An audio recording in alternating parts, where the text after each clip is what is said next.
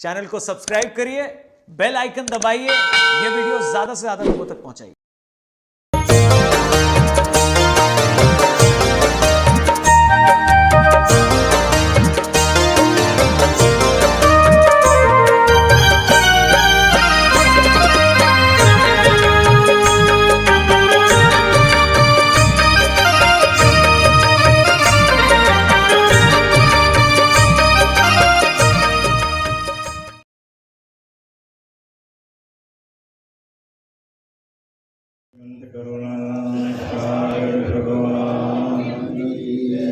नरेश सागर महाराज जय, महान तपस्वी रघुराम महाराज जय, परमहंस सुखानंद महाराज जय। कैवलम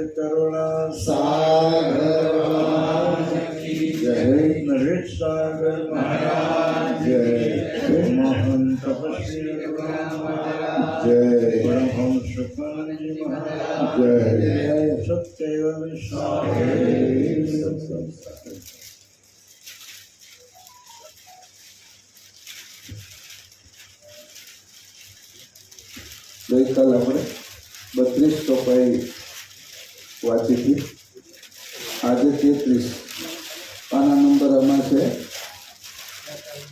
12મું પાનું, પેજ 12 અને 33ની ચોપાઈથી આપણે આ ક્રમમાં કાલે કઈ વાંધો નહીં, આપણે જે હાલે છે એ લેતા જઈએ, જો બાકી રહે ને એ કરી નાખશું, ઓલું પછી એટલું વચ્ચેથી કાઢી નાખશું એટલે એટલું ઓછું. બોલો સર.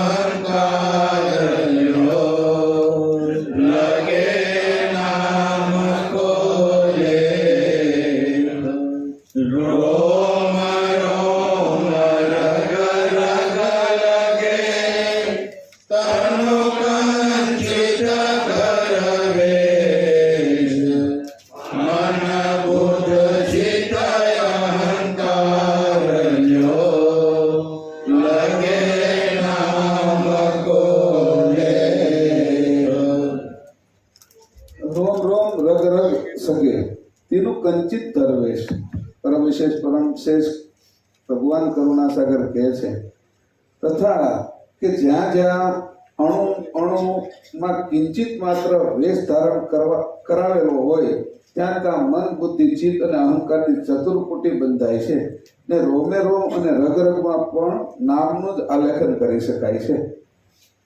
નામનું આલેખનની અંદર અહીંયા રોમ રોમ કીધું છે. ઉત્પત્તિની અંદર આપણા શરીરની અંદર કઈ કે રોમ રોમ રગે રગે ને એ માણસ જાગ્રત છે એવું કહીએ આપણે. આ રોમ એટલે રૂવાટી, 25 પ્રકૃતિની અંદરની 2 પ્રકૃતિ કીધી. મનુષ્યને 25 પ્રકૃતિ હોય, 5 તત્વની 25 પ્રકૃતિ થાય. ભૂમિ તત્વની 5 પ્રકૃતિ કીધું: હાડકાં, માંસ, નાડી, ચામડી અને રોમ. તો 2 પહેલી પ્રકૃતિ જે ભૂમિ તત્વમાંથી બની છે એ અહીંયાની દેખાડી કે રોમ એટલે આકાશનો વાયુ, સમાન વાયુ અને ભૂમિ તત્વ 2 મળે તો રૂવાટી ઉત્પન્ન થાય આપણા શરીરમાં. અંદર જે પ્રક્રિયા થાય ને એ અહીંયા જણાવી છે. પછી કીધું રગ. રગ શું કરે છે કે લોહી વહેવરાવે છે શરીરમાં. એ લોહીની જે આખી પ્રક્રિયા થાય છે શરીરની અંદર, એ જે પ્રક્રિયા ઝીણામાં ઝીણી પ્રક્રિયા કે આંખની જે કીકી હોય એની અંદર તે નસો તો દેખાય જ, તે રગ દેખાય. એક કોસેટો હોય નાનો એવો, એમાંય રગ દેખાય આપણને. રગ એ રગની અંદર. તો એ રગ કેમાંથી બની? તો કે ભૂમિ તત્વ અને ભૂમિ તત્વ અને અગ્નિ તત્વનો ઉદાન વાયુ એ ભેગા થાય. એ વાયુ ગરમ છે અને આ નાડીઓ છે એ ગરમ રહેશે. એ ગરમ લોહીને લઈ જવા માટે જે બને છે તો એ એના તત્વોમાંથી બની છે. કે ભૂમિ તત્વ અને ઉદાન વાયુની અંદરથી આ નાડીઓ બની છે બધી. રગે રગ બની છે. હવે બાકીની 3 એની નથી લીધી કે તમારે આને પછી સમજી લેવાની. કે નામનું નિરૂપણ કરવા જાય મને લાગે આ 18 ગ્રંથ બીજા લખાય. એટલે મુખ્ય વાતો આપણને એની કરી દીધી. જો તારા શરીરની અંદર 25 પ્રકારની પ્રકૃતિ છે એ નિરંતર કામ કરે છે અને તારો ધરવેશ, આ આખો જે તે ધારણ કરેલો જે દેહરૂપી મનુષ્ય જે ચાલતું શરીર અને જે સ્થૂળ દેહ છે એ ધરવેશ એ પહેલેથી જે બન્યો છે અને અત્યારે જે ચાલી રહ્યો છે એની અંદર આ 25 પ્રકૃતિથી કામ હાલે છે. ભૂમિ તત્વને મેં કીધું ને એમ 5 પ્રકૃતિ કીધી. એમ જળ તત્વની પેશાબ, વીર્ય, લોહી, પરસેવો અને લાળ એ જળ તત્વની છે. એવી રીતે અગ્નિ તત્વની ભૂખ લાગવી, તરસ લાગવી, મેથુન થવું, આળસ આવવી અને નિદ્રા આવવી એ વળી અગ્નિ તત્વની છે. પછી વાયુ તત્વની બોલવું, ચાલવું, બળ કરવું, પ્રસરણ થવું અને સંકોચાવું. પેટ ફૂલવું અને સંકોચાય. મોઢું ફાડીએ તો એ ફૂલે આપણે અને સંકોચી જાય. તો આ બધી સંકોચન અને વિમોચન એ 2 વસ્તુ છે એ વાયુના કારણે થાય છે. પછી કીધું આકાશ તત્વની 5 પ્રકૃતિ છે: લોભ, કામ, ક્રોધ, મોહ અને ભય. આ 25 પ્રકૃતિ જો એનો તારો વેશ બનેલો છે, ધરવેશ. તનું કંચિત ધરવેશ. તારી વાત નથી. જેની વેશ ધારણ કર્યો છે એ ગાય હોય, ભેંસ હોય, બકરી હોય, કીડી હોય, એ કંચિત જેની કિંચિત માત્ર વેશ ધારણ કર્યો છે એની પ્રકૃતિ આ છે 25. અને હાલતા ચાલતા આપણે દેખાય છે એને નસો હોય, એની રૂવાટીઓ હોય, જે જીવો છે એને. આ વસ્તુ જોવા જેવી છે કે પરમ ગુરુએ થોડુંક અમથું કે અને સમજવાનું કેટલું આપણે. અને એની અંદર આખા શરીરની બધી જ બાબતો એને કહી દીધી. જો તારા શરીરમાં મેં હું ભર્યું છે કે પછી એને કીધું કે આ તારું શરીર છે એ તો 25 પ્રકૃતિથી બન્યું, પણ ચલાવવાવાળા અંતસ્કરણ નહીં હોય તો એની પાછળ પછી અંતસ્કરણ મૂકી દીધા. એક તો સાધન આપી દીધું એને ચલાવવા માટે, પંખો આપી દીધો, પણ વીજળીની વાત ન કરે તો આ પંખો છે, વીજળી ન હોય, આ એસી છે, લાઇટ છે, તો કે સાધન આપી દીધું એને ચલાવવા વાળી વાહન વ્યવસ્થા જોશે ને, એટલે તરત પાછળ મૂકી દીધા. મન બુદ્ધ ચિત્ત અહંકાર લ્યો લગે નામ કો લેખી. કે જ્યાં તું જો કે મન, બુદ્ધિ, ચિત્ત ને અહંકાર આ બધાય આ 25 પ્રકૃતિની પાછળ રહી અને એને ચલાવે છે. આ વીજળી પંખાની પાછળ રહીને ચલાવે છે.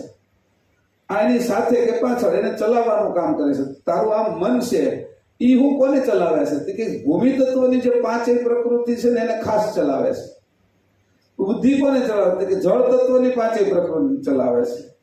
તમે જયારે વર્ગીકરણ કરો કે મારું શરીર પરમ ગુરુએ કેવી રીતે બનાવ્યું આપણે ખબર જ નથી. અને આ કોઈ જાણે ને પરમ ગુરુનું, અને વેદરાજ હોય ને કોઈ સારો, તો એને કઈ રીતે કોની દવા કરવી એની ખબર પડી જાય. આ જે પરમ ગુરુના ગ્રંથોની અંદર એ વસ્તુ છે કે વેદરાજ આની અંદર સામાન્ય વેદરાજ છે એ ઉચ્ચ વેદરાજ થાય, અને ઉચ્ચ વેદરાજ હોય ને એ તો રાજવેદ થઈ જાય. પરમ ગુરુનું આ જ્ઞાન જાણે તો રાજવેદ થઈ જાય. એટલો તો ઊંચાઈએ પોકી જાય કે આટલું બધું જ્ઞાન. હું 2-3 મારા મિત્રો છે એની અંદર ક્યારેક ચર્ચા કરું છું. ભાવનગરની અંદર તુષારભાઈ વેદરાજ છે, તુષારભાઈ ત્રિવેદી કરી. એની 5-7 હજાર લોકોને કોરોનાની અંદર બચાવ્યા હતા. એની જે પણ જ્યારે હું એને આ પંચમવેદની વાત કરું ને આ બધા ગ્રંથની વાત કરું તો એ હલબલી જાય. અને એ ગુજરાત, એના ગુરુ પાછા ગુજરાતના જામનગર યુનિવર્સિટી છે જે આયુર્વેદિક, એના મેન પેલા હતા દાલમિયાજી કરીને છે, દામણિયાજી કરી. તો એ દામણિયાજી છે તો આ વાત એ બધી ગોતતા હોય છે કે શરીરનું બંધારણ કેમ થાય છે. પરમ ગુરુ એ બનાવ્યું છે એટલે આપણે કહી શકે છે, આપણે વાપરી છીએ તો આપણને ખબર નથી. આટલો ફરક. એની બનાવ્યું છે ને એટલે કહી શકે છે, આપણે વાપરીએ છીએ આ શરીર એનું તે બનાવેલું, એને આપણને ખબર નથી. એ કે ત્યારે ખબર પડે, લે આ તો મારો અંદર આ રીતે હાલે છે. કે લગે નામ કો લેખ, આ નામનો આની પર લેખ લાગે છે. નામને વાત કરવા માટે આખી આપણી પ્રક્રિયા જણાવી દે છે, નામે દેખાડે છે. પણ જોઈ કે અહીંયા નામ, પછી આ બધું વાત તો કરશે જ તે છેલ્લે. આગળની ચોપાઈ ફોન બંધ રાખજો બધા, સાયલેન્સ રાખજો.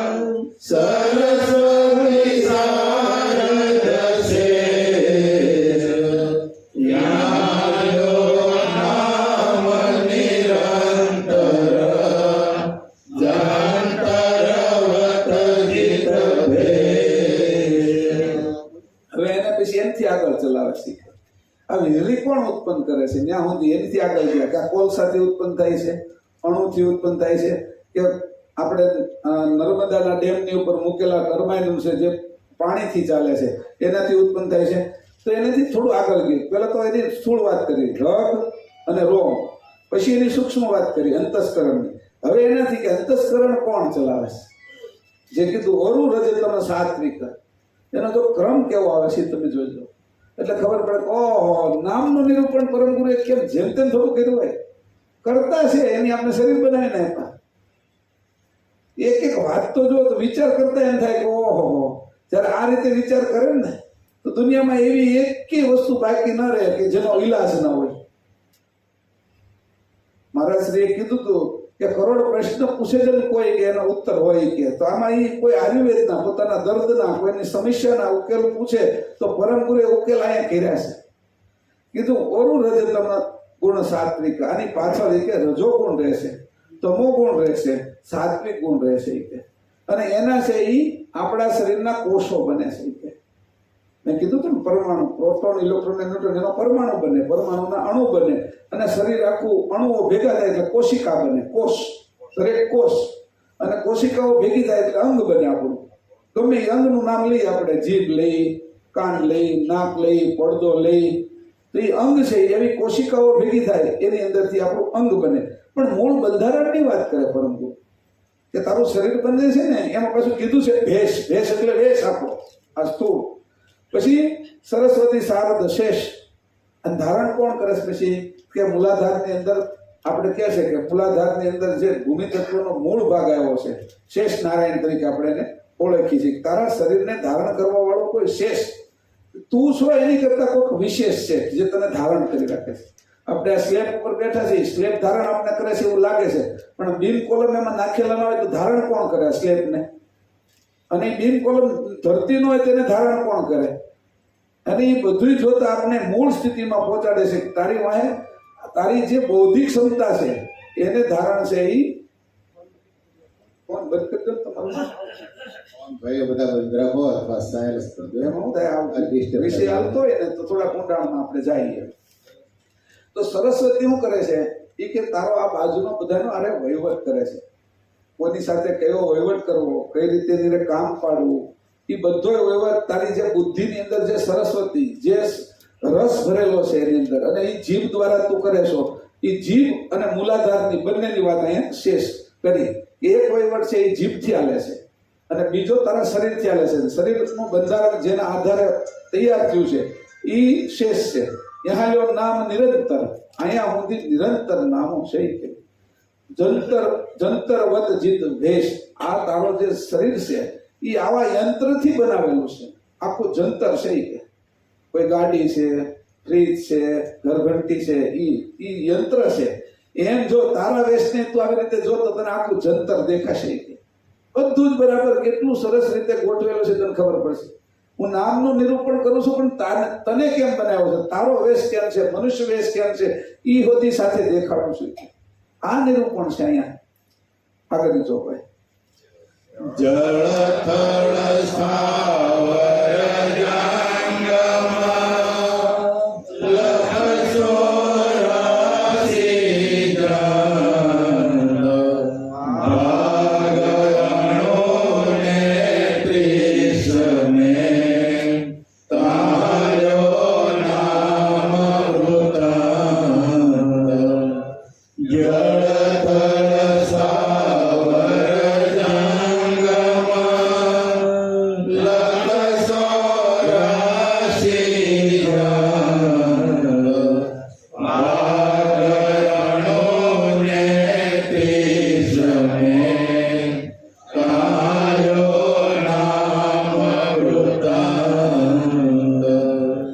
જળ સ્થળ આદિ જંગમ તથા 84 લક્ષ જાત તેમજ અણુ જંતુના 30મા ભાગ સુધી નામ પડેલા હોય, માત્ર નામ જ પ્રવર્તેલું છે.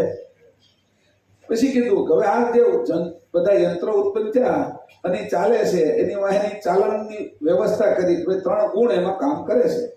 તો કે એ બધા પાસે રહેશે ક્યાં? તો એની પાછું તરત એનું સ્થાન બતાવ્યું કે જળની અંદર રહેશે એવા જીવો. પછી કે સ્થળમાં રહેશે. પાછું કીધું સ્થળની અંદર પાછા કેવા છે? તો એક સ્થિર છે, કે જે સ્થાવર છે અને વિતરણ કરે છે એવા ચર, અચર અને ચર એટલે જંગમ આ છે. તો એ કે આવી રીતે 84 લાખ જાતના જંતર બનાવ્યા છે. એક પ્રકારનું યંત્ર ન બનાવ્યું. આપણા ઘરની અંદર આપણે છે ઈ ગેસ હોય તો ઈ એક પ્રકારનું યંત્ર છે, ગીઝર હોય તો બીજા પ્રકારનું યંત્ર છે, ટીવી છે તો ત્રીજા પ્રકારનું યંત્ર છે. આપણે ટંકોરી વગાડીને એ યંત્ર છે. તો એમાં યંત્રણા ન કરે તો ટંકોરી ના વાગે, ભગવાનની આપણે વગાડી દઈએ તે. તો તમારા ઘરની અંદર જે તાળું છે ને એ યંત્ર છે. કે જ્યાં જુઓ ને સ્ટોપર છે એ યંત્ર છે. કે તો યંત્ર એટલા બધા કે વ્યાપ્ત છે. કે એવી રીતે મેં આ તમે બધા બનાવ્યા એ જડ યંત્ર બનાવ્યા અને મેં 84 લાખના ચેતન યંત્ર બનાવ્યા છે. કે આનો મારા અને તમારા યંત્રની અંદર ફરક કેટલો છે કે એ દેખાડો છે. કે તમે જે બનાવ્યું મશીન બનાવ્યું કે કપડાં ધોવાનું, તો મેં તમને બનાવ્યા. કે તમે હાથે કપડાં નથી ધોવા તો તમે મશીન બનાવી નાખ્યું. કે તમને પંખાની જરૂર પડે તો તમે પંખો બનાવ્યો, પણ મેં તો હવા બનાવી. કે એ પંખામાં તમારે આવે હું હવા ન બનાવી તો પંખો શરૂ થાય તો આવે હું એની હવા બનાવેલી પંખા દ્વારા. મૂળ બનાવેલું બધું તમારું છે એમ કરીને એની પોતાની હાજરી પુરાવી પરમ ગુરુએ. કે કેવલની હાજરી જુઓ તમે બધે જોશો ને તો તમને કેવલ કેવલ કેવલ જ દેખાશે. જે આમ જો એમ 24 કલાક ભજન જ થઈ ગયું ને.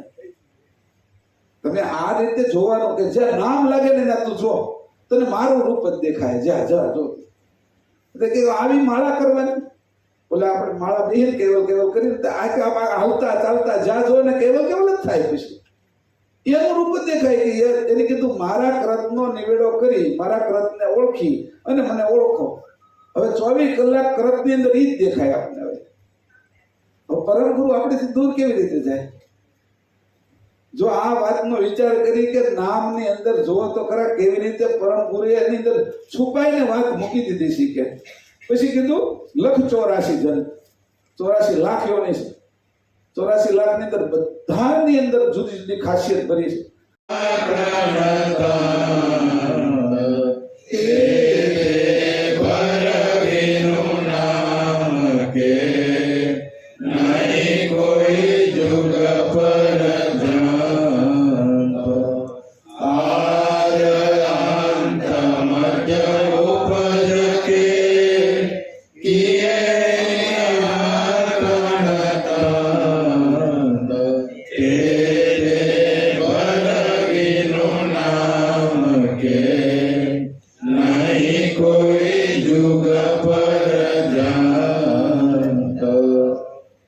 આદિ અંત અને મધ્યમાં જે જે ઉત્પન્ન થયેલું છે તે તમામનો નિર્ણય નામથી જ થયેલો છે. એટલે નામ વગર 14 લોકમાં કોઈ વસ્તુ છે જ નહીં. માં જાઓ તો સપનું લઈ થઈ જાય અને જાગો તોય સપનું લઈ થઈ જાય. બે અવસ્થા ત્યાં સુસુપ્તિ શરૂ થાય. વળી બધે અવસ્થાની ભેદની વચ્ચે બેની વચ્ચે વળી અચત ગણ ગોઠવી દીધો કે તને આગળની કઈ ખબર ન પડે. અચત ગણ એવો મૂકી દીધો જાગૃતિમાં તું ક્યાં હોતો છો એની ખબર ન પડે. સપનામાં જાતો ઢોલકા વાગતા હોય આજુબાજુ છે એ કીડા મકોડા ફરતા હોય સુસુપ્તિમાં જતો તને એની ના ખબર પડે કે આવી રીતે આદ્ય અને મધ્ય ઉપજ કે આ ઉત્પન્ન કરવાના ઉત્પન્ન થવાનું શરૂઆત ઈ ચાલે ઈ અને એનો નાશ થાય કિય નિરાકરણ તંત્ર એક એક તંતુ ને નિરાકરણ કર્યું છે. નામની સાથે નિરાકરણ પણ કરતો ગયો છું. તે ભરબીનું નામ કે એમાં ક્યાં તમને નામ નથી દેખાતું? જો કે એમાં કોઈ એવું નથી કે એમાં નામ એનું ન હોય. નહીં કોઈ જુગ પર જન. હવે પહેલા કોઈ આમ વાંચે ને તો પરંતુ અહીં રમત કેવી કરી તમને દેખાડો. જો તે ભરબીનું નામ કે એટલે કોઈ એનું નામ ન હોય નથી એમ બીનું નામ કે શીખે પણ નહીં કોઈ જુગ પર જન. પછી નહીં કહી દીધું કે નામ વગરના કોઈ છે નહીં એમ કહી દીધું. પછી આ ચોપાઈને જુઓ તમે બરાબર તો તમને તે જો એટલું જ વાંચી લો ને તો સમજાય નહીં. ચોપાઈ નહીં ન સમજાય. તે ભરબીનું નામ કે લ્યો. આજે મેં કીધું એ બધા નામ વગરના છે એમ થઈ ગયું. પણ નહીં કોઈ જુગ પર જન જ્યાં નહીં લગાડી દીધું કે જગતમાં કઈ એવું નથી કે કઈ નામ ન હોય તો પરમ ગુરુએ વ્યાકરણના આચાર્યોને પાછા પડી દે એવી ભાષા વાપરી. તમને જો આ ખબર પડે તો સામાન્ય લાગે કોઈને, આપણે વાંચીને તો સામાન્ય લાગે. ઘણી વખત એવી આટી મારે ગ્રંથની અંદર કે આપણે આમ સીધા જતા હોય ને તો આપણે એમ થશે આખો યુટર્ન મારી દે, ફટાક મારે ગાડી. અહીંયા કીધું આમ જાય સીધું તે ભરબીનું નામ કે એટલે કોઈ એમ કે આ બધા છે ને નામ વગરના છે. આનો અર્થ આવો થાય તે ભરબીનું નામ કે નામ વગરના છે. નહીં કોઈ જુગ પર જંત. પાછું નહીં એટલે નામ વગરના નથી એમ કરીને જુગ પર જંત એમ કરીને પાછું આખું વાળી દીધું. જો ગ્રંથની આ એક રમણીયતા જો મજા આવે એમ કે જે લોકો ભાષાની અંદર જાણતા હોય ને શિક્ષકો હોય જે અને જેને એને લાગે કે એની અંદર તો પરમ ગુરુના ગ્રંથની અંદર જે ભાષા એની વાપરી છે ને એની હારે રમો ને ત્યાં જ તમને મજા આવવા મળે. પરમ ગુરુ તમારે એને રમે. પરમ ગુરુ આપણે એને રમે છે, વાણીથી રમે છે, એને ટકોરથી રમે છે, એનો ભાવ આપણે દેખાડે છે. જુઓ તો ખરા આ વાત ગુજરાતીની અંદર આપણે ન કરી શકીએ. જે ચોપાઈમાં આવી છે કેવી રીતે ટ્વિસ્ટ કરી નાખી એવી રીતે આ કેવી રીતે કહેવાય કે લાક્ષા કરવું છે ને એની અંદર આ પાંચેય પાંડવોને અને કુંતાને બાળી નાખવાની તૈયારી થઈ ગઈ. એ લાક્ષા કરવાની અંદર જે બાળી નાખવાની તૈયારી થઈ ગઈ એ વિદુરજી જાણી ગયા. વિદુરજીને છે એ પાંડવોને બચાવવા હતા. એટલે વિદુરજીએ એવી યોજના કરી કે પાંડવો છે એ ત્યાં જાય અને એ પહેલા એની નીચેથી એવું ભોયરું બનાવી નાખે અને નદી સુધી નીકળતું હોય એ ભોયરામાંથી આ પાંચે પાંડવો. અને આ પ્રસંગ એટલા માટે કહું છું કે આમાં રમત કઈ રીતે હોય એ રીતે દેખાડવા હતું. એ પ્રસંગ નથી કેવો મારે પણ પ્રસંગમાં અહીંયા કેવી રીતે બેસે છે એના માટે કહું છું. તો કે ભોયરામાંથી નીકળી જાય એટલે કુંતા છે બધા બચી જાય. હવે આ ભોયરાની વાત તો કરવી પડે ને કે ત્યાં મેં ભોયરું ગાળેલું છે. પણ આ શકુનીએ અને દુર્યોધને એવી યોજના કરી હતી કે વિદુરજી છે ને એ પાંચ પાંડવોને ક્યાંય મળી નહીં પહોંચે એકલા. જો એકલા મળે તો કાંઈક આપણી વાત એને ખબર હોય ને તો એને કહી દેશે કે અને રાજ્યમાં આપણે કંઈક કરી છે તો કે એના કોઈ માણસો ગોઠવેલા જ હોય એ એને કહેશે તો એટલે એકલા ન મળવા દેવા. પછી વિદુરજીએ છે એ પાંચ પાંડવોને બોલાવ્યા. જેવા પાંચે પાંડવોને બોલાવ્યા ને એટલે તરત કૌરવો એ બધા હાજર થઈ ગયા. હવે હાજર થઈ ગયા એટલે બેઠા બધા અને વાત હવે વિદુરજીને તેમ કેવું છે કે ના ભોયરું ગાળેલું છે અને એમાંથી તમે નીકળી જાઓ. પણ પાંડવો કૌરવ હોય ને કેવું કે શકુની બેઠો છે આમે દુર્યોધન બેઠો છે એટલે એની વાત આવી રીતે કરી. હે કે દુર્યોધન કે જંગલમાં આગ લાગે કે મોટી દાવાનળ ફાટી નીકળે તો બચે કોણ કે આમ પ્રશ્ન કર્યો. વાત છે ને કે બચી કોણ જાય એમ તો જેની જેવી બુદ્ધિ આવે ઈ કે હંદાયથી વધારે દોડીએ કે ચિત્તા કે તો ચિત્ત તો અમુક હરણિયા દોડીએ કે ઈ બચી જાય. તો કે જંગલની આગ તો ચારે બાજુ લાગે કે એટલે ચિત્તાય બચી ન કે. પછી બીજા પાંડવોમાં પ્રશ્ન કીધો કે કોણ બચે એમ તો અર્જુન ને ભીમ ને કેવા મળે જે પક્ષી ઉપર ઉડી જાય નહીં કે ઈ બચી જાય. અવડી મોટી આગ લાગી હોય ઈ ઉપર પક્ષી ઉડી જાય તો એના જે પાંખો હોય ને એ એટલી નરમ હોય કે એની ઝાડના કારણે એ બળી જાય. એ બળી જાય એટલે પડી જાય. તો પક્ષી બચે નહીં, દોડી જાય એવાય બચે નહીં. આને કીધું પછી એક જણે એવું કીધું એરું બચી જાય. હવે એરું બચી જાય તો એરું ક્યાં સુધી જાય ખબર છે? ઈ એનું દર હોય ત્યાં સુધી જાય. પછી આગળ પાછો ઈ વાહે જો આગ લાગે, વચ્ચે નીચે આગ ઉતરે, ગરમી વધારે લાગે ને ત્યારે નીચે આગ જાય, તો એની આગળ વિધિ નો કે એટલે એની આગળ ઈ અંદર ખોદવાની વ્યવસ્થા નથી. પછી યુધિષ્ઠિર પછી બોલ્યા, બધાની વાત પૂરી થઈ ને, ઈ કે કાકા એક જ બચે કે ઉંદરડો. ઈ કે ઉંદરડો કેમ બચે? કે એને ખોદતા આવડે કે જેમ જેમ આગળ આવતી જાય ને એમ આગળ ઊંડું ખોદતો જાય. જ્યાં ભેજ હોય, ભીનું હોય ને એ ખોદી કે એનું અંદર જાય ખરો પણ ખોદી ન કે. પછી આ વાત પૂરી થઈ ને એટલે પછી યુધિષ્ઠિર તો હોશિયાર હતા. એ કે કાકાએ આવો પ્રશ્ન પૂછ્યો શું કામ હશે? કાકાએ આવો પ્રશ્ન શું કામ પૂછ્યો હશે કે, અને એને કઈ કહેવાનો આશય છે એમ. એટલે કે ભલે એના મગજમાં રહી ગયું, કાકાએ પ્રશ્ન કઈક હારા માટે પૂછ્યો છે, પણ અત્યારે જ ખબર પડે નહીં. અને જ્યારે આ બધા જ્ઞાન લાક્ષાગૃહ હળગ્યું ને એટલે કાકા યાદ આવ્યા, હા એ આ હળગવાનું હતું ને એટલે ક્યાંય ભોયરું છે કે અહીંયા આવું કર્યું પરમ ગુરુએ કે તમારે જો વસ્તુ સમજવી હોય તો કે ભોયરું. પછી એને ભોયરું મળી ગયું, ભોયરામાંથી નીકળી ગયા અને એ બચી ગયા. તો અહીંયા પરમ ગુરુ કહે છે કે આવી જે ઉપાય છે એમાંથી માયા અને અહંકારથી બચવું હોય ને તો આ રીત છે કે આ માયા છે બધી સંસારમાં. તો એવી માયા ગોઠવી છે, અહંકારે એવી અશ્મી લગાડી છે કે એમાંથી મારે અંશને બચાવવો હોય તેને મને કેટલો સહ્યાનો કરવો પડે, કેટલો હોશિયાર કરવો પડે કે જે આ માયા અને અહંકારના જેટલા પ્રકારના જાળ હોય, જેટલા પ્રકારની યોજના હોય, કપટ જાળ હોય, એ બધાની અંદરથી અંશ નીકળી જાય એટલે હોશિયાર કરવા માટે આ કીધું છે. તે ભરબીનું નામ કે ત્યાં બધા નામ વગરના છે એમ કીધું. નહીં તો જુગ પર જંત કે ના એવું કોઈ જંતુ નથી કે જીવ નથી કે એના ઉપર નામ ન લાગે આમ કહી દીધું. તો એનાથી શું થાય કે જે હોશિયાર થાય એનાથી અંશ હોશિયાર થતો જાય. હોશિયાર એટલો જાગૃત થઈ જાય કે આ તત્વની જે રમત છે ને એમાં અંશ ન પકડાય. બધા તત્વોના આધીન કરીને એની ઉપર રાજ્ય કરીએ કે એવો તૈયાર કરવા માટે અંશને કહે છે આ વાત.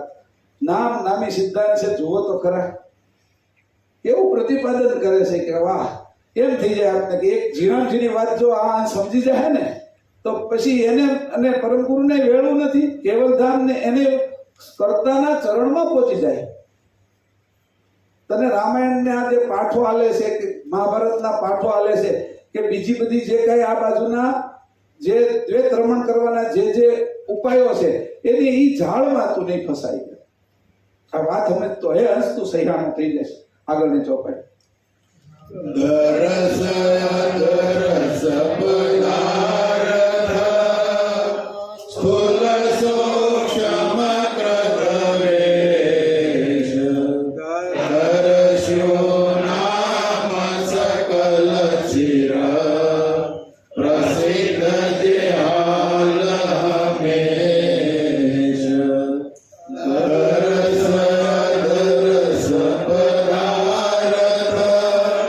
સ્થૂલ સૂક્ષ્મ કૃતવેશ દર્શ્યો નામ સકલ શિર પ્રસિદ્ધ દેહાલ હમેશ. દરસ અદરસ પદાર્થ જે તને દ્રશ્યમાં આવે છે એ પદાર્થ, અદૃશ્યમાં અદૃશ્ય છે એ પદાર્થ. રસ દેખાય છે, અરસ દેખાતો નથી. કેરીમાં રસ તમે કાઢી શકો, આંબાનું થડને તમે કાઢવો હોય તો આંબાના થડમાંથી રસ નો કાઢી શકો, પણ કેરીમાં રસ પોગે છે તો આંબાના થડમાંથી જ ને.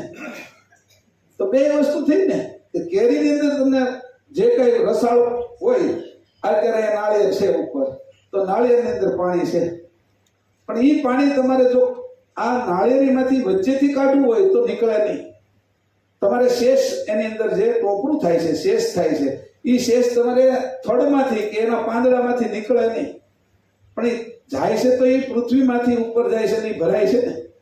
તો કે બે વસ્તુ તમે જોવો કે એક તો દ્રશ્ય છે, એ જે નાળિયેર છે એ ઉપર તૈયાર છે, પણ એક નાળિયેર અદૃશ્ય છે કે જે અત્યારે મૂળમાંથી જઈને ઉપર જઈ રહ્યું છે. એનું રૂપ બંધાઈ રહ્યું છે કે અદ્રશ્ય છે. તું જો તારું સ્વરૂપ એ કે આ દ્રશ્ય છે એ કે, અને સપનામાં જાય છે એ અદ્રશ્ય છે, પણ તું એનો સાક્ષી છો. બાજુમાં આપણા પત્ની કે પતિ કે છોકરા કે જે કોઈ હોતા હોય એ આપણા સપનાની અંદર માથું ન મારી શકે. આપણે એમ કહેવાય નહીં કે મારી વાતમાં તમારે માથું ન મારવું કે હું જે રસોઈ બનાવું કે હું જે કામ કરું એમાં તારે ન બોલવું કાંઈ. પણ સપનામાં જાય ને એને કહેવાની જરૂર ન પડે, એને માથું મારી જ ન કે, કારણ કે અદ્રશ્ય વસ્તુ એ બધા સ્વતંત્ર રીતે જાય.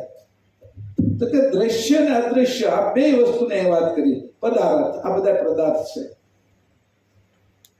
આજે તરોફામાં ભરેલો રસ અને શેષ એ તમને હાથમાં, તમે એને વધેરો એટલે તરત હાથમાં આવી જાય, પીવું હોય એને ખાઈ શકાય છે. પણ જે થડની અંદરથી અત્યારે જે ઉપર ચડે છે એને તમે જોઈ પણ નથી શકતા, એને સમજી પણ નથી શકતા, પણ છતાં એના ઉપર મેં નામ મારી દીધું છે. નામ મેં બધે અદ્રશ્ય નામ છે કે એનું, અને જે તમે કહો છો એ દ્રશ્ય નામ છે કે સ્થૂળ સૂક્ષ્મ કૃત વેશ. એટલે પાછું કહી દીધું અહીંયા કે જો તારી અંદર યાદ છે કે સ્થૂળ તું તારો વેશ જો એ તો તને દેખાય છે, પણ કોઈને સૂક્ષ્મ શરીરને પકડવું હોય, હમણાં બાવડું પકડી લઉં હું જીવણભાઈનું, પણ હવે એનું સૂક્ષ્મ શરીરને મારે પકડવું હોય કેમ પકડી શકું? એ અદ્રશ્ય છે. અહીંયા બેઠા બેઠા ઘણા છે ને, આપણે કથા કરતા બહુ કથા લાંબી હાલતી હોય કઈ સમજાય નહીં ને, એટલે સ્થૂળમાંથી સૂક્ષ્મ વયા જાય એટલે ઊંઘી જાય એમાં, સમજાણું? પછી એને કેમ પકડવા? આને તો હજી પકડી કે સ્થૂળ છે એટલે, પણ ઓલો ક્યાં જઈને આટા મારે એની ખબર નહીં, બાજુવાળા ઉપર પડે ત્યારે ઈ જાગે બાજુવાળો. ઈ હું તો હોય કરે આમાં કે બહુ લાંબો સમય ક્યાંય હોય કે 2 કલાક સુધી તમે કે મહેશભાઈ કે આમાં કઈ ખબર પડતી નથી અમને. એમ જોવો કે સ્થૂળ અને સૂક્ષ્મ બે કૃત વેશ, જે આ દેખાય છે એ દેખાતો વેશ, અને સૂક્ષ્મ હોય ગયો એ વેશ કે એનો વેશ તો છે જ કે અદ્રશ્ય. દર્શુ નામ સકલ શિર, પણ નામ સૂક્ષ્મ ઉપર દેખાય છે, વેશ નથી દેખાતો. અત્યારે કોઈ હોઈ ગયું હોય એ સૂક્ષ્મમાં ગયો છે તો જેનો વેશ મને નથી દેખાતો, પણ એ સપનામાં ગયો છે એમ કરીને હું સપનું એને આવ્યું છે એમ કરીને નામ એની ઉપર મારી સપનું છે સૌ એમ કરી નામનું રૂપ એની ઉપર નામ લગાડી શકું કે દર્શુ નામ સકલ છે. અદ્રશ્ય ઉપર એ નામ છે અને દ્રશ્ય ઉપર નામ. પ્રસિદ્ધ છે હાલ હંમેશ, આ રીતે પ્રસિદ્ધ છે કે, અને હાલ હંમેશ તમારે જોવો હોય તો જોઈ લો કે. આ એને કીધું હાલ હંમેશ એટલે હમણાં કોઈને બગાસ આવતા હોય જો એ સુસુપ્તિમાં અથવા ઊંઘમાં આવી ગયો હોય તો અત્યારે સુધી દેખાય, અત્યારે જ જોઈ લો તમે. અને અત્યારે એવું નહીં, અત્યારે તમે આ વાત સાંભળો છો મારી, અને કોઈ વિચાર ઘરના આવે તો સૂક્ષ્મ તમે જાગ્રતમાં સૂક્ષ્મ વેશ શરૂ થઈ ગયો તમારો.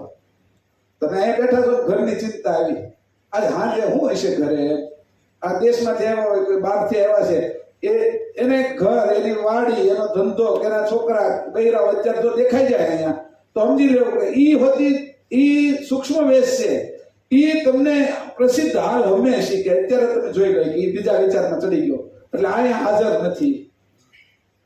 આપણે વાત કરી છે પણ એ એના મગજમાં નહીં કે હું સત્સંગ છો આજે કે મહારાજે મહેશભાઈ હું સત્સંગ કર્યો કે ખબર નથી કે તો હું કારણ ખબર નથી. પછી કારણ તમે તપાસો ને તો એ બીજા વિચારમાં ચડી ગયેલો હોય. એમ જો હકીકતમાં ખબર પડે કે ત્યારે હું બીજા વિચારમાં હતો, અથવા આગળનું જે હાલતું હતું ને પારાયણ કે ચોપા હાલતી હતી એના વિચારમાં ગયો, અહીંથી વહી ગયો, આગળ હાલતો જાય, પાછળ પ્રલય થતો જાય. એમ કે પરમ ગુરુ કે ગ્રંથ તો આગળ વાંચતો જાય ને તો અહીં હું વાંચ્યું તો તને યાદ જ ન રહે. એટલે અહીંયા એવી રીતે કીધું છે કે પ્રસિદ્ધ જે હાલ હંમેશ તો અત્યારે જોઈ લઈ ગયા. હવે આગળની 38 પ્રકૃતિ પુરુષ મારુત નભ નહીં તરસ દેવ એહી નિજ અરૂપ વિભૂતિ લગે નિરમેયુ નામ અવેવ.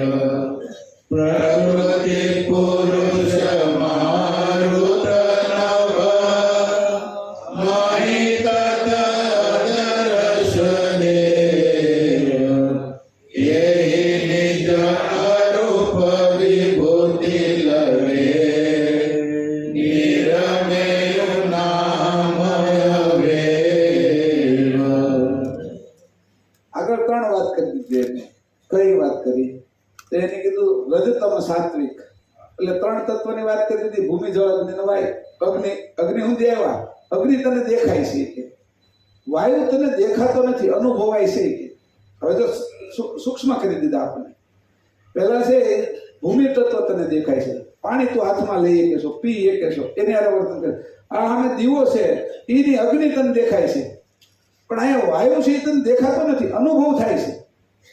એ અદ્રશ્ય છે, વાયુથી અદ્રશ્ય કીધું. હવે તમને ત્રણેય દેવતો બતાવી દીધા, પછી પ્રકૃતિ બતાવી, આદ્ય શક્તિ, અને પુરુષ નિરંજન બતાવ્યું. હવે એનું તત્વ બતાવ્યું. પ્રકૃતિનું તત્વ શું છે તો કે વાયુ, અને પુરુષનું તત્વ શું છે નભ, ગત, આકાશ, આકાશ તત્વ. એ તરત એની સાથે લઈ લીધું. મહાતત્વ અદ્રશ્ય સદભેદ, કે આ મહાતત્વ જે બધાય છે એ બધા અદ્રશ્ય. અહીંથી પછી અદ્રશ્યની શરૂઆત થઈ. વાયુથી બધું અદ્રશ્યની શરૂઆત થઈ, અને અગ્નિથી પછી દ્રશ્યની શરૂઆત થઈ. જો મેં તને બે ભાગ કરી દીધા કે આ નામની અંદર એ જો એની સાથે સમજ પણ મૂકી. એની જ અરૂપ વિભૂતિ લગે. ઓલી આગળની રૂપવાળી વિભૂતિ હતી, આ બધી અરૂપ વિભૂતિ છે. હવે તોય તે એવું કીધું કે આનાથી વાયુ કરતા અરૂપ વધારે એ આકાશ છે કે તમારે છે એ ફુગ્ગાની અંદર તમે વાયુ ભરી શકો. કોઈ બાટલો છે તો એની અંદર વાયુ ભરી શકાય. કોઈ વસ્તુ છે એને તમારે આ બાટલો છે પાણી કાઢી નાખવાનું, તમે બરાબર એને ઢાંકી દો, પેલું ઢાંકણું દઈ દો, અને જોરથી એને કોઈ દબાણ કરીને વાંચો, એની અંદર અવાજ આવે, વાયુ એને ફોડી નાખે છે. પણ એની કીધું કે આ વાયુને તમે હજી સમજી શકો છો. આકાશ તત્વને તમારે ભરવું હોય ફૂંક મારીને કે બીજી રીતે, તો આકાશ તત્વ ભરાય નહીં. તો આકાશ તત્વ શું થાય કે પેલો કુંભાર માટલા બનાવે છે, એમાં આકાશ નથી ભરતો. આપણે લાગે નહીં માટલું બનાવ્યું અંદર તો આકાશ થઈ ગયું ને. આકાશ એ ભરતો નથી. આકાશ છે એમાં એ માટલું બની ગયું, એટલે વચ્ચેનું આકાશ જુદું પડી ગયું. એટલું એ આકાશ જે જુદું પડી ગયું એની અંદર તમે કાંઈ ન ભરો તો વાયુ એની મેળે ભરાઈ જાય. આકાશનો ખોરાક શું છે? વાયુ. એ એની મેળે એને પોષે છે. એને આકાશને ખોરાક લેવા જવું ન પડે, વાયુ એની મેળે ભરાઈ જાય. કે જ્યાં આકાશ વેક્યુમ કરે એટલે વાયુ એની મેળે પોષી જાય. આ વિજ્ઞાનનો નિયમ છે. તો એ કે આકાશ તત્વ એવું છે, એ એટલું અદૃશ્ય છે કે તો કે અદૃશ્ય તત્વ અને એની ઉપરના બધા જ તત્વો કે એટલા અરૂપ છે કે એ અરૂપ તત્વનું પણ હું નિરૂપણ તમને નામમાં કરી દેખાડું છું. અહીંયા આ રીતે વાત કરી. એની જે અરૂપ વિભૂતિ લગે, અહીંયા હું બધી વિભૂતિ અરૂપ છે. નિર્મય નામ અવયવ, અને નામથી તમે એનો વાત કરી શકો. મેં ત્યારે આકાશની વાત કરી તો નામથી આકાશની વાત કરી શક્યો. વાયુની વાત કરી, ફૂકો ભરી કી કાતે, બાટલો ભરી કી, તો એ વાત કરી શકાય છે કે કેમ કે એની ઉપર અક્ષર નામ એ લાગી શકે એમ છે. આગળ મંત્ર જંત્ર હોરતાંત્ર યો જપ ગાયત્રી આદ સહસ્ર નામ શ્રીપદ લગે સર્વ નામ કે સ્વાદ મંત્ર જંત્ર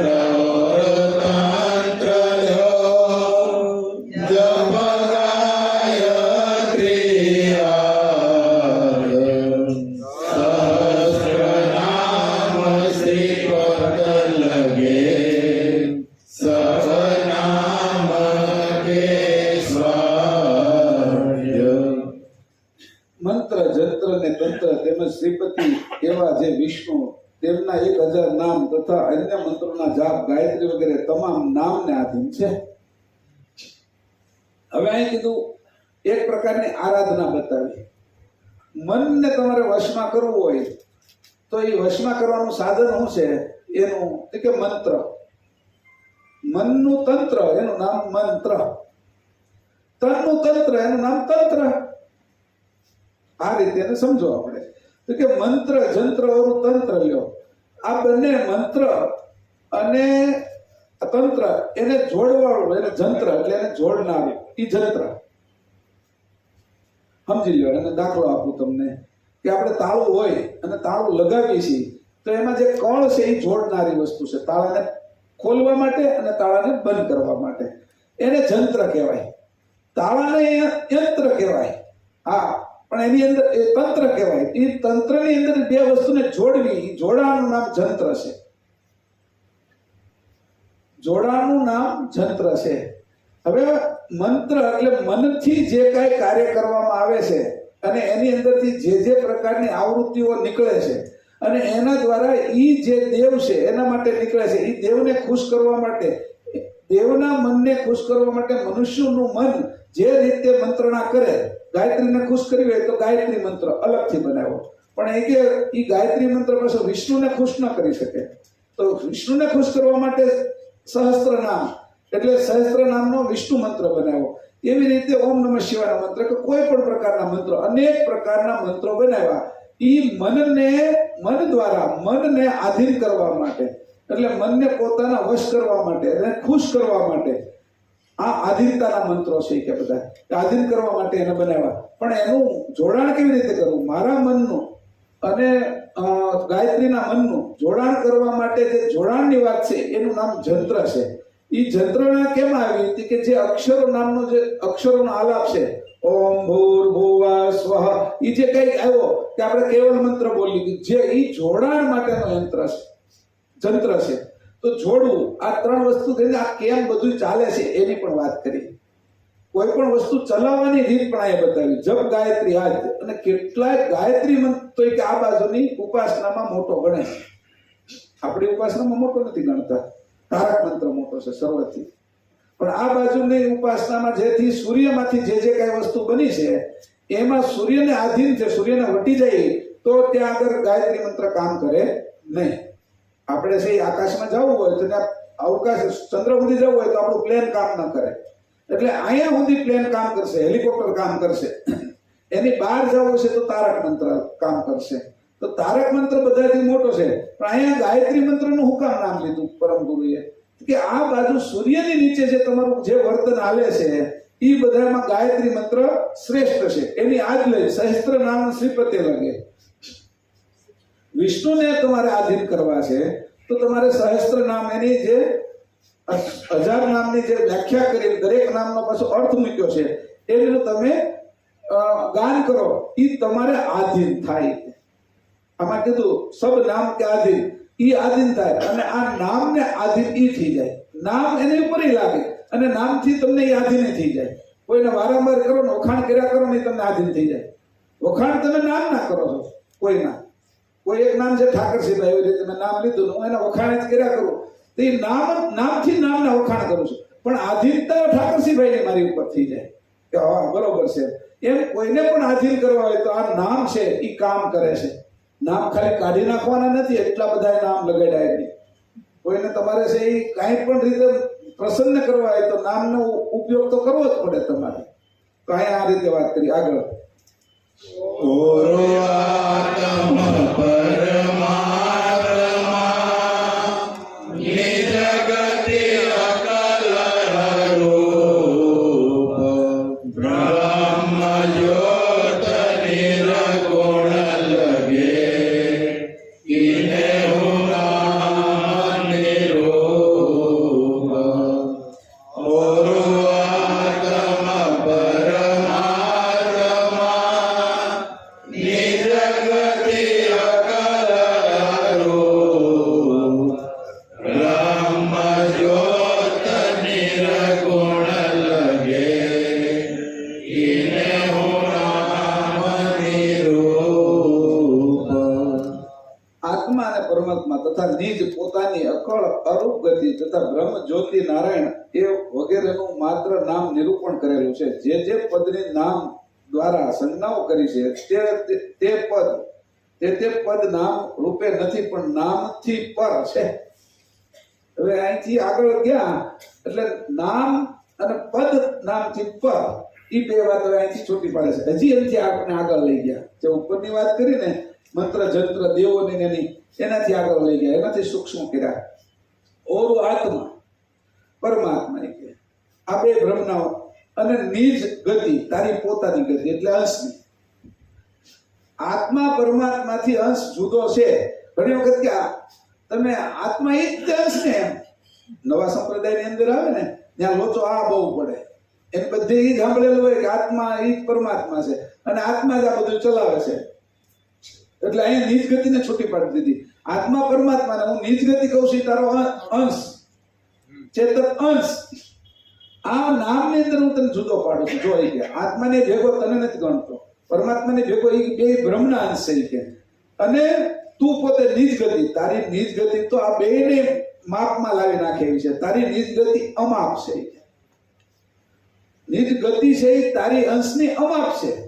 આત્મા પરમાત્માની એટલી મોટી નથી કે તારી ગતિને અહીં વટી શકે કે. તો અહીંયા આ ત્રણેય વસ્તુને જુદી પાડી દીધી. કોઈ આત્મજ્ઞાની છે કે ભાઈ આ મહાત્મા આત્મજ્ઞાની છે તો અંશ છે એની આગળ જતા ડરે નહીં. જે અંશ ગતિને જાણે છે એની આગળ જતા ડરે નહીં, એના પ્રભાવમાં પણ આવી જાય નહીં. કારણ એને ખબર છે કે અંશ ગતિ છે એ આત્મગતિને પરમાત્મા અને બ્રહ્મની ગતિ કરતા પણ મોટી છે. કારણ કે અંશ ગતિ ઈ આત્મા પરમાત્માને ચેતન કરનારી ગતિ છે. પહેલા તો અકર્તા વાળી ગતિ છે, અકર્તૃત્વ છે, એની અંદર કર્તાપણું નથી કે. તો કર્તાપણું નથી એને ચેતન કોણ કરે છે? તો નિજ ગતિ જો તારી અહીંયા નામ ઉપર નિજ ગતિ મૂકી દીધી. અકળ અરૂપ અને ગતિ તારી કેવી છે જો. પેલી આત્મા પરમાત્માને મૂકી દીધા, નામ દેખાડ્યું, પણ તારી ગતિ તો જોઈ કે અકળ અરૂપ કે. ઈ ઓલા ગતિ કરતા અનંત ઘણી મોટી અને અકળ છે, તું ન કરી શકે એવી અંશની ગતિ છે કે. અને અરૂપ છે કે એનું કોઈ રૂપ બંધાતું નથી. છતાંય હું તને એ વાત તો નામમાં જ કરું, અક્ષરમાં જ કરું, શબ્દમાં જ કરું છું કે બ્રહ્મ જ્યોત નિર્ગુણ લગે. હવે પછી આત્મા પરમાત્માની ઉપર તરત જ્યોત બ્રહ્મ મૂકી દીધા અને નીચે પછી તરત સગુણની વાત કરી દીધી કે નીચેનો જે પક્ષ નિરંજનનો જ્યોત નિર્ગુણ લગે. નિરંજનની ઉપરની જે છે જ્યોતિ નારાયણ ઈ સ્વરૂપ છે, એ બ્રહ્મની અંદર એકત્ર થયેલું નિરંજનનું રૂપ છે.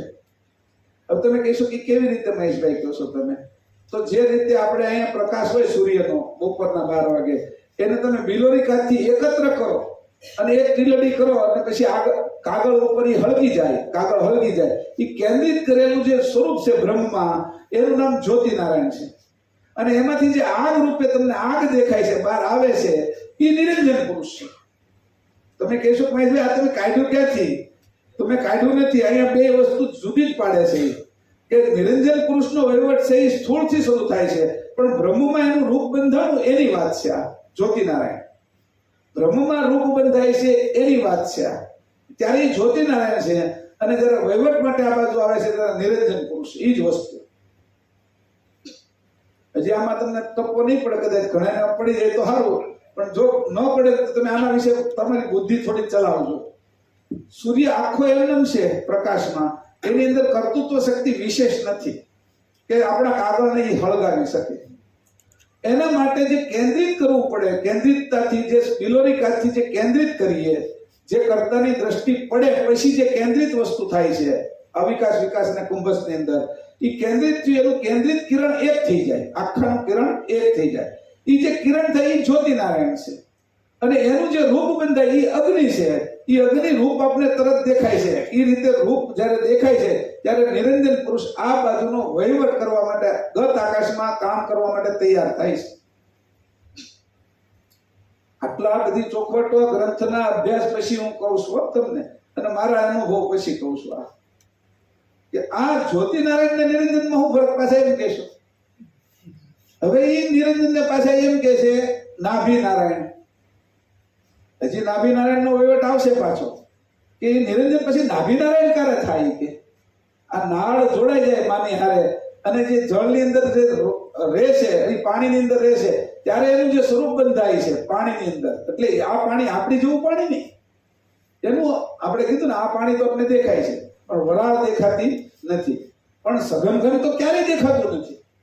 ગમે એટલી દૂરબીન મારો ને આકાશમાં કે ગમે એટલા પ્લેનો તમે આકાશની અંદર મોકલો, રોકેટ મોકલો, સઘન ઘન દેખાય નહીં. આ પાણી દેખાય. વરાળને જે અનુભવ કરીએ કહો તમે ટ્રેનની અંદર લગાડો તો એની અંદરથી બળ ઉત્પન્ન થાય છે એટલે ટ્રેન ચાલે છે, આગગાડી, એની તમને ખબર પડે. સઘન ઘનનો તો કોઈ પાર નથી. હવે એ સઘન ઘનને તો આપણે જાણી શકીએ નથી, પણ જે સઘન ઘનની અંદર જે રૂપ બંધાય છે ત્યારે છે એ નાભી નારાયણ, એ નાભીએ ચોટે છે, એ રૂપ બને છે. ત્યાર પછીનો આ વહીવટ શરૂ થાય છે. તો 3 ભાગે ના કર્યા: જ્યોતિનારાયણ, નિરંજન પુરુષ અને નાભી નારાયણ. એટલે બધે હવે ઊંડે નથી જવા દેતો હું તમને, પાછા તમે આવી જાવ અહીંયા. બ્રહ્મ જ્યોત નિર્ગુણ લગે કીને હું નામ નિરૂપ. આના ઉપર પણ નામનું નિરૂપણ કરવામાં આવે છે. તો એટલા બધા ઉપર નામ લગાડી દેવામાં આવ્યા છે. આગળ અરૂપ કહે તો નામ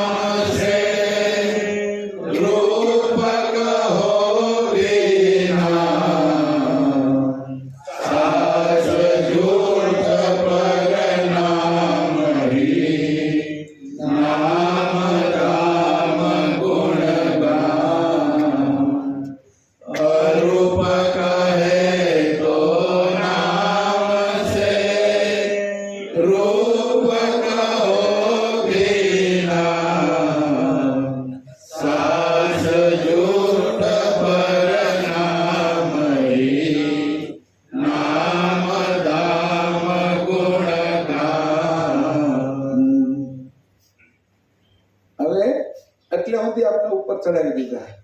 અરૂપ, રૂપ, સત્ય, અસત્ય, ધામ, તીર્થ, ગુણ, ગામ એ બધા નામની નિશાની વાળા છે. આગળથી ગામથી શરૂ કર્યું, ઠામ ગામથી શરૂ કર્યું. અરૂપ સુધી ત્યાં સુધી લઈ ગયા, હવે પાછા હેઠે લઈ આવે છે. હવે જે દેખાતી બધી વસ્તુ ઉપર પાછા લઈ આવશે. આટલું બધું તત્વજ્ઞાન, આટલી બધી સૂક્ષ્મ બુદ્ધિને જાગૃત કરવા માટે, અંશને જાગૃત કરવા માટે ઝીણી વાતો કરી અને એની કીધું રૂપ કહે તો નામ છે, અરૂપ કહે તો નામ છે, રૂપ કહે બિના. પછી અરૂપ અને હવે પાછા રૂપ ઉપર શરૂ થઈ ગયા. વચ્ચે છે એ આગળ જયારે શરૂ કર્યું હતું તો ગામ કઈ, ઠામ કઈ, એ બધું એ કે નામથી છે.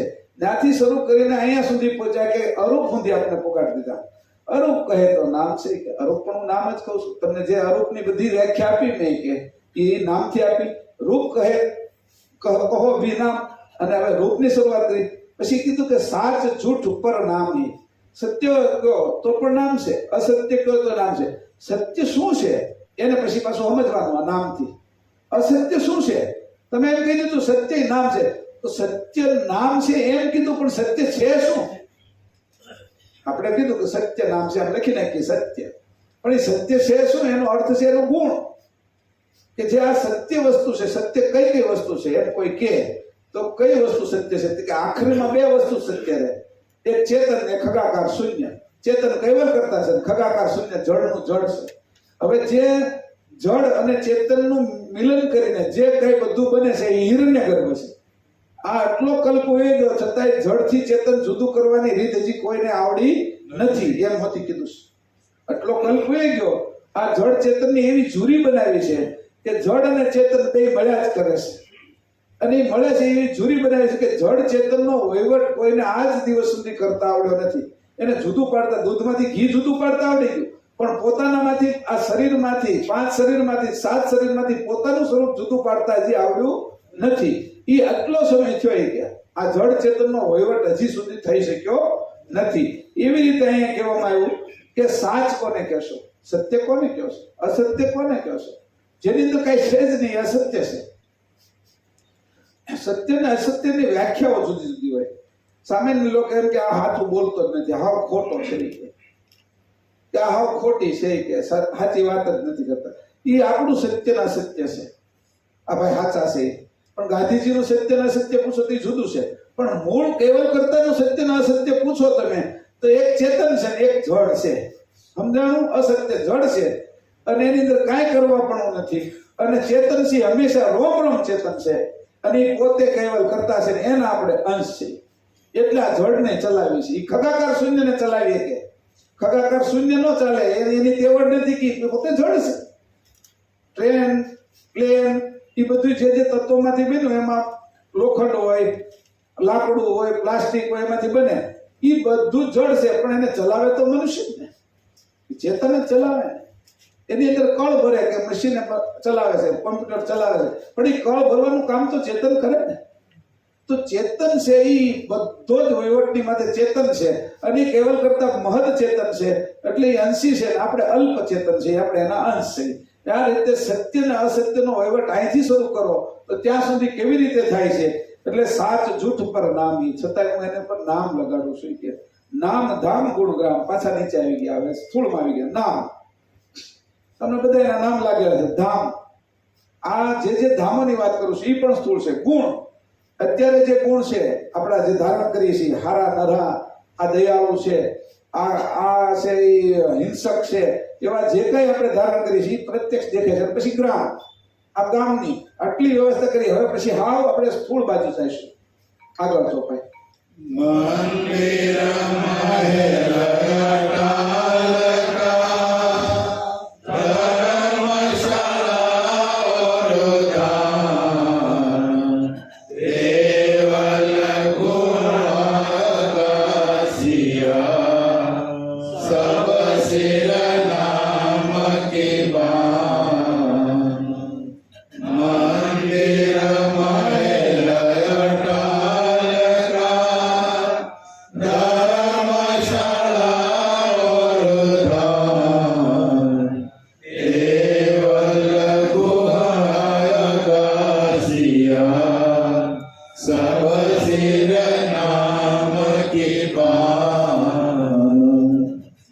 મંદિર લીધું એમ.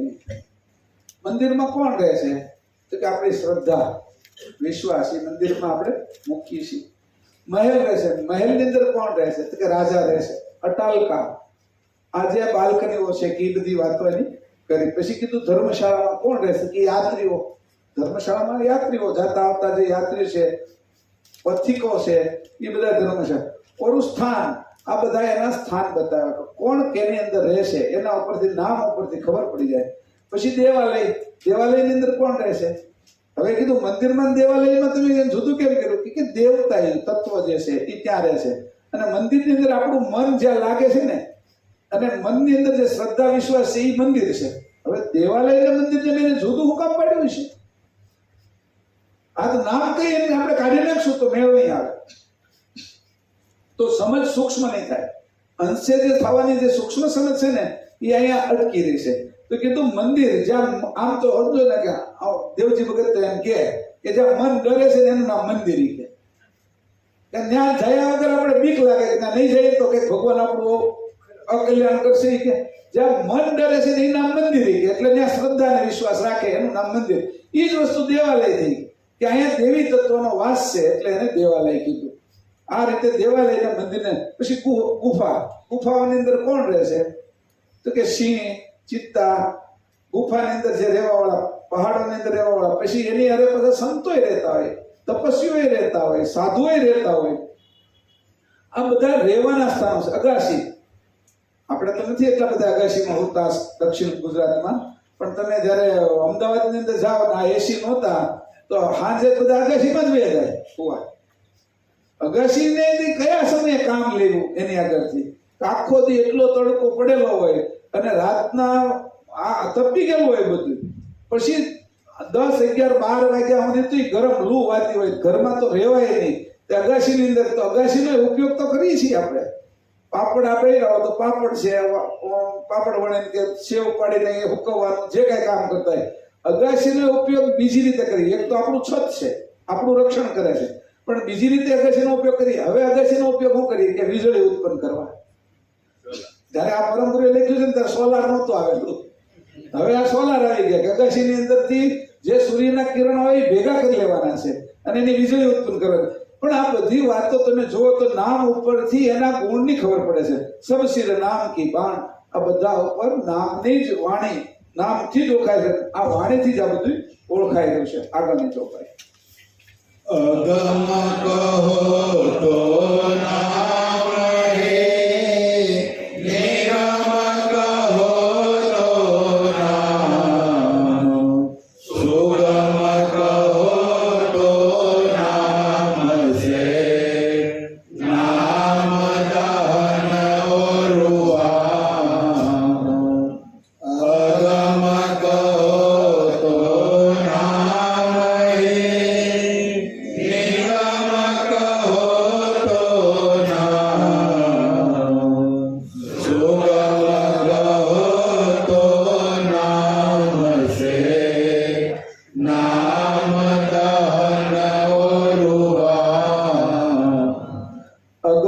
નિગમ અને સુગમ તથા ડાબુ અને જમણું એ બધા નામ છે.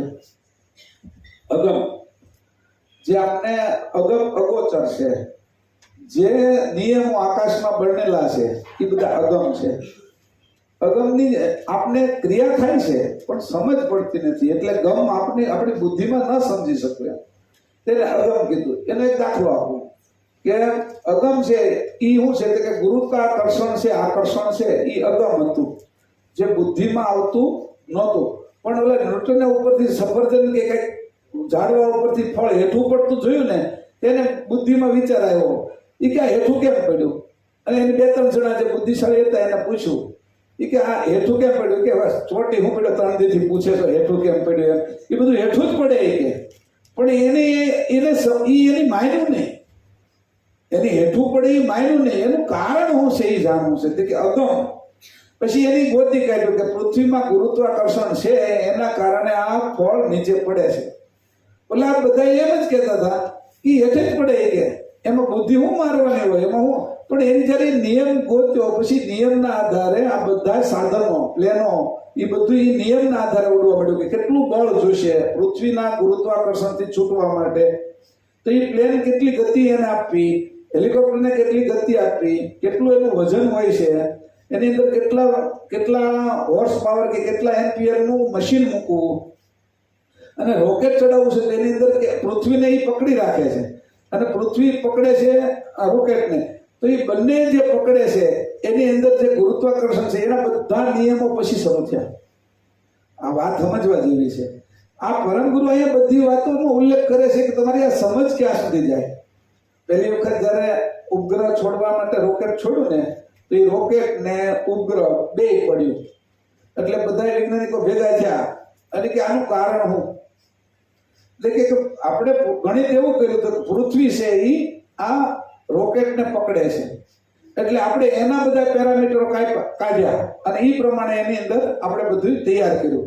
પણ આ રોકેટ પાછું પૃથ્વીને પકડે છે કે એ ગણિત કરવાનું આપણે બાકી રહી ગયું કે એના કારણે આ પડ્યું. હવે જુઓ તમે વિચાર કરો, સૂક્ષ્મ વસ્તુ એ હેઠે પડે એમ કરીને માની લેવું કે અગમ જે વસ્તુ છે, અગમ એટલે જે મને નથી ખબર પડતી એની ઉપર પરમપુરે નામ લગાડ્યું, પણ હું એના માટે સક્ષમ નથી, મારી એવી બુદ્ધિ તૈયાર નથી, એટલે જાણી શકતો નથી, એટલે હું એને અગમ કહું છું. અને એ અગમને જાણીને કોઈ અહીંયા એનો નિયમ બનાવે છે, એ નિયમ જે બનાવે છે એનું નામ નિગમ છે. એકને જાણવામાં આવી ગયું, એ સમજી ગયો અને બીજાને સમજાવી શકે એ પ્રમાણે એની સામે રજૂ કરે છે, એનું નામ નિગમ છે. અગમ એટલે ચારે વેદ જ્યારે અગમ હતા, જે વાણીની અંદર હતા, વાદમ જે બ્રહ્માજીની વાણીમાં હતા, એ વાણીની અંદર એ અગમ હતા. પછી એનું કોઈ વેદ વ્યાસ છે કે કોઈ પણ એનું જે પૃથ્થકરણ કરીને એના જે ગ્રંથ બનાવીને લોકોને સમજાવવા માટેની જે બુદ્ધિ તૈયાર કરી એનું નામ નિગમ છે. અગમ અને નિગમ એમ આપણું સ્વરૂપ છે એ અગમ છે, પણ જ્યારે એને સમજાવવામાં આવે છે ત્યારે આપણે સમજી જઈએ એનું નામ નિગમ છે.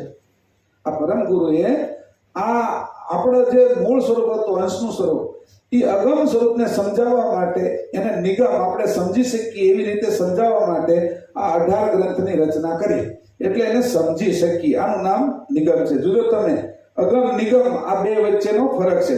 પછી કીધું સુગમ. અગમ હતું, નિગમ કરીને આપને આપ્યું, એટલે નથી સમજીએ કે એને સુગમ કરી દીધું. આ અત્યારે હું તમને જે વાત કરું છું કે આ બધું છે એમનું નામ વાંચીને હાલતા હતા આપણે કે આ બધા નામ છે, પણ એની અંદર સમજણ ભરી છે એ હું તમારી આગળ ઉતારીને રજૂ કરું છું. તો એને જે ઉતારીને રજૂ કરું છું એ સુગમ કરીને તમને આપું છું, પાવું છું. લીમડાની અંદર જે રસ છે એ અગમ છે, અને એને છે એ કોઈ રસનો જાણકાર છે તેને કાઢે છે જુદી રીતે, કઈ રીતે એને કાઢવો, અને એ કાઢી એનો ઉકાળો કરે, એને કંઈક જુદી રીતે એને પલાળી રાખે તો એનો રસ છે એ પાણીની અંદર આવે. તો એ પાણી જે લાકડાનો રસ છે એ પાણીની અંદર લઈ જાઓ અને પાણીને સ્વાભાવિક રીતે પી જવું, એને સુગમ કહેવાય. હવે મારે આ દાળ છે એ ખાઈ નથી શકતો, જેની અંદર રસ ભર્યો છે મારા કામનો છે, પણ મને દાળ નડે છે એમાં કે મારથી ખવાતી નથી. લીમડાની દાળ મારા રોગને મટાડે છે, લીમડાની અંદર જે તત્વો ભર્યા છે, પણ એનો જાણનાર જે વેદરાજ છે એ એમ કે છે કે આને તમે 3 દી પલાળી દો. પલાળી દીધા પછી છે એનો ગાળી અને એ પાણી પી જાવ તો કે એ જે રસ હતો જે દાળમાં એ હવે પાણીમાં આવી ગયો, એ પાણી તમે પી શકશો કે, અને એ પાણીથી તમારો રોગ મટશે. પછી કોઈ એવો વેદરાજ હતો કે એને કીધું કે 3 દી સુધીની વાત નથી જોવી, પણ તમે એનો આ જે પાવડર કરી નાખો, પહેલા તો કે લીમડાની ડાળીનો પાવડર, લીમડાનો પાવડર કરી નાખો અને એને પાણીની અંદર નાખીને ઉકાળી નાખો. એ કે ઉકાળીને પછી પાવડરને ગાળી નાખો અને એનો રસ છે એની અંદર જે તત્વ છે એ પછી સુગમ રીતે બાળકને પાઈ દો. પાવડર મોટો માણસ પી શકે, પણ બાળકને પાવવું હોય તેના માટે સુગમ નથી. એટલે એ 3 વાત કરી, અગમ, નિગમ અને સુગમ. આ દાખલા ઉપરથી તમને કહું છું કે અગમ, નિગમ ને સુગમ તમને જે આસાનીથી પીવાય એવી રીતે આ છે. અને આ રીતે જ્યારે પીવો ત્યારે રોગ મટે. ત્યારે આ 3 વાતને સમજવા આ નામ દાહ ઓર વામ. જમણી બાજુ કયો કે ડાબી બાજુ કયો, એ જમણી બાજુ એ નામ છે. હવે જમણી બાજુ કેવું એટલે હું તો કે તરત આવે પિંગળા નાડી, ડાબી બાજુ કેવું એટલે હું ઈડા નાડી, પિંગળા અને ઈડા બે નાડી આવી. હવે પછી એમ કીધું તો કે આમાં કઈ રીતે એનો વહીવટ હાલે છે, તો કે સ્ત્રીના તત્વ, અવ્યાકૃતના તત્વ જે એક ભાગ હતો એ પુરુષની ડાબી નાડીએ મૂક્યો ડાબા પડખે, અને નિરંજનનો એક ભાગ હતો એ સ્ત્રીના જમણા અંગે એટલે એની પીંગળા નાડીને વિશે મૂક્યો. હવે આ વહીવટ છે એ સ્ત્રી પુરુષના બંને ઘાટની અંદર ચાલે છે, એ વાત પણ અહીંયા સમજાવી દીધી. એટલે પછી આના માટે જ્યારે યજ્ઞ કરતા હોય, પછી કોઈ પ્રકારના આપણા લગ્ન પ્રસંગ હોય તો સ્ત્રીને ક્યાં બેસવાનું અને પુરુષને ક્યાં બેસવાનું એની જગ્યા નક્કી થાય. આમ ડાબી અને જમણી ખાલી કહી દીધું એટલા માટે નહીં, ઈડા પિંગળાને કહી દીધું એટલું નહીં, પણ એને કીધું આ ઈડા એટલે શું છે કે ઠંડો પ્રાણ. તારા શરીરની અંદર બહુ ગરમી થઈ હોય ને ચંદ્રનાડી શરૂ કરી દે એટલે ઠંડક થવા મળશે, એ સમજશે આમાં. પછી તારા શરીરની અંદર છે તને આળસ તો આવતી હોય અને તને ઊભું થવાનું મન ન થતું હોય તો સૂર્યનાડી શરૂ કરી દે. સૂર્યનાડી શરૂ થઈ જાય એટલે ગરમાટો આવશે, ગરમાટો આવશે એટલે તું બેઠો રહે ને પોદળાની જેમ થઈને કે એમાં તને કામ કરવાની મજા આવશે. એટલે કાર્ય માટે શરૂ કરે તો કે આ બધી વાતો પરમ ગુરુ ઝીણી ઝીણી વાતો લઈ આવે છે આપણને, અને એની સાથે સમજ પણ આપતા જાય છે. આગળની ચોપાઈ આદ કહો તો નામ હે, અંત કહો તો નામ, મધ્ય કહો તો નામ છે, નાદ આદર્યો નામ, આદ કહો તો નામ હે, અંત કહો તો નામ, મધ્ય કહો તો નામ છે, નાદ આદર્યો નામ. આદિ અંત અને મધ્ય તથા શબ્દની આદિથી લઈ સર્વનામથી ઓળખાય છે. હવે આપણે પાછા થોડા ઊંડા ઉતરી. આદ્ય કહે તો નામ, અંત કહે તો નામ. આપણે અહીંયા આવ્યા છીએ તો અહીંયા આવી ગયા એનું નામ અંત છે, પણ જ્યાંથી નીકળ્યા એનું નામ આદ્ય છે, અને રસ્તામાં જે આવ્યા એ મધ્ય છે.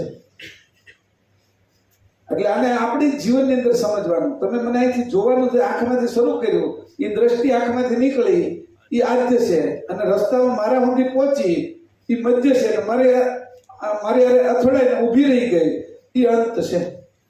બધી જગ્યાએ આદ અંત અને મધ્ય બધે લાગેલું છે. પાણી કોઈ તમે ઢોળો, ગ્લાસની ધાર ઉપરથી નીકળે છે એ એની શરૂઆત એ આદ્ય છે, અને નીચે સુધી પોગે છે એ મધ્ય છે, અને જમીન ઉપર પડે છે એ એનો અંત છે. દરેક જગ્યાએ તમને આદ્ય અંત ને મધ્ય દેખાશે.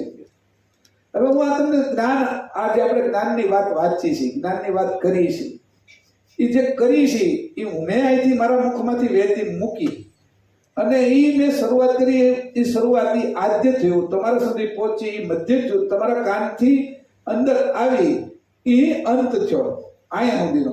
પણ હવે તમારી સમજણમાં જશે એની શરૂઆત થશે, એને આદ્ય થશે. સમજણમાં તમે એને પચાવશો એ મધ્ય થયું, અને સમજણમાંથી નીકળી જશે એ એનો અંત થયો. જે આપણે વાતો કરી છે એને પણ કેવી રીતે આપણે લેવાની, તો કે જ્યાં તું જોઈશ ને તને બધે શરૂઆત, મધ્ય અને અંત દેખાશે. તો કે એ ક્યાંથી શરૂ થયું, તો કે પ્રોટોન શરૂઆત છે, ઇલેક્ટ્રોન એ મધ્ય છે, અને ન્યુટ્રોન એ અંત છે. તો કે તારો જન્મ, હવે આ જન્મ જોઈએ, જન્મ શરૂઆત છે, તું જીવે છો એ મધ્ય છે, અને અંતની તને ખબર છે. આ બધું જોઈ લે કે આ બધાને તું જયારે જોઈશ ત્યારે તને ખબર પડશે કે ઓહો દરેક જગ્યાએ આવું ભરી દીધું પરમ ગુરુએ. અને એની વાત કરે, સામાન્ય વાત તો કરતા નથી. આ બાજુ તું નીકળ્યો જયારે કેવલ ધામથી, એ શરૂઆત કરી, બાહ્ય દ્રષ્ટિ થઈ એ આદ્ય છે તારો. અને બાહ્ય દ્રષ્ટિથી હજી તું આટા મારે છો, હજી ઘરે પહોંચ્યો નથી, એ મધ્ય છે કે હજી આટવાયા જ કરે છે કે. અને તારે શાંતિ ત્યારે થશે તું તારા ઘરે પહોંચીશ, ત્યારે અંત સુધી તો પહોંચવું ને તારે.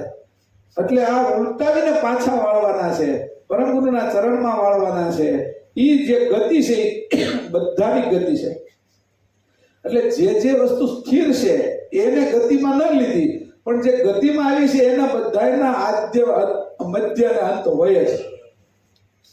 એટલે જે મેં તમને સમજાવ્યા હતા કે 5 દેહ છે જે પ્રણવથી ચાલે છે ને, એ બધા પ્રણવથી ચાલે છે, એ બધા ગત આકાશના દેહો છે, એનો નાશ છે જ અને છે જ. એ જન્મે, જીવે અને મૃત્યુ પામે. અને આ બધા છે એની ઉપરના અવિગત જે બે દેહ છે, પ્રણવી દેહ અને અંકુરી દેહ, એકનો નાશ નથી પામતો, પણ એ જળ છે. અને એક નાશ નથી પામતું, એ પાછું ચેતન ગતિનું છે. અંકુરી ગતિ છે એ અવિગતની અંકુર ગતિ છે, આ દ્રશ્ય અંકુરની ગતિ નથી. તો આવી રીતે આદ્ય, અંત અને મધ્યની છણાવટ થોડી આપણે કરી. નાદ ઓર કાજ, આદ્ય ઓર કાજ, નાદ આદ્ય ઓર કાજ. હવે વહીવટ છે એ નાદથી શરૂ થયો છે. બ્રહ્મની અંદર 10 નાદો ઉત્પન્ન કર્યા. બ્રહ્મરંધની અંદર જે 10 નાદ ઉત્પન્ન થાય છે એ આપણી 10 નાડીઓ છે, એની અંદર 10 નાદ ઉત્પન્ન થાય છે. મૂળ જે ઉત્પત્તિનું કારણ છે એ ગત આકાશ, નાદ બ્રહ્મમાંથી ગત આકાશની શરૂઆત થઈ. અને નાદ બ્રહ્મથી વાયુ સરેણાનો, એટલે વાયુ છે, વાયુ જ્યારે ઉત્પન્ન થયો ત્યારે ગતિ અંદર વિશેષ ભરાણી. આ જે ગતિનું કામ છે એ ઠેઠ સુધી આવે છે. હજી આપણી અંદર ગતિ ભરેલી છે. અત્યારે આપણે ખબર હોય કે ન ખબર હોય, નવા કોષો બનતા હોય, અંદર નવું લોહી બનતું હોય, નવા વાળ બનતા હોય, નવા નખ બનતા હોય, લાળ બનતી હોય, શરીરની અંદર આ ગતિ નિરંતર ચાલુ છે. એમ આપણી ગતિ ચાલુ છે. એમ આ પાણીનું બાષ્પીભવન થતું હોય, આકાશની અંદર એ જામતું હોય, જામીન પાછું વરસાદમાં નીચે આવતું હોય. એ જ્યારે નીચે આવે તો નીચે હોતી પૃથ્વીમાં ગતિ શરૂ છે. જે વનસ્પતિને પોષણ કરવાના તત્વો એ વનસ્પતિ બાજુ જાય છે.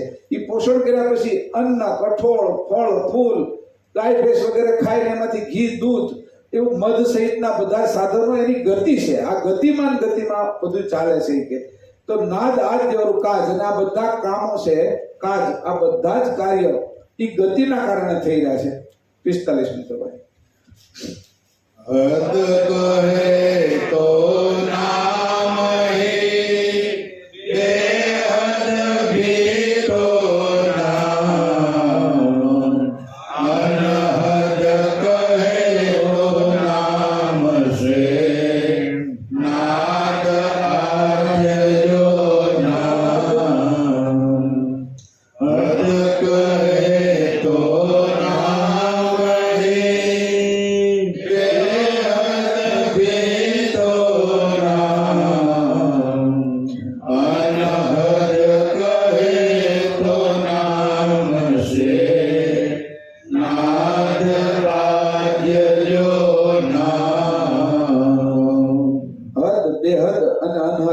વગેરે નામથી જણાય છે. હદ કોને કહેવાય? હદ કોને કહીએ આપણે? પછી બેહદ કોને કહીએ અને અનહદ કોને કહેવું? હદ એટલે જેનો સીમાડો છે, જેનું એક દિવાલ છે, એને હદમાં. પણ જેને કીધું બેહદ એટલે હદને તોડીને, જે અત્યારે આપણે આ નાના પક્ષમાં કહીએ તો હદ એટલે આપણું શરીર, અને બેહદ એટલે આપણો પ્રાણ, અને અનહદ એટલે જે આપણી અંદર જીવન આવે છે, એ જે જાણ આવે છે, જે જીવન છે, એ અનહદમાંથી આવે છે.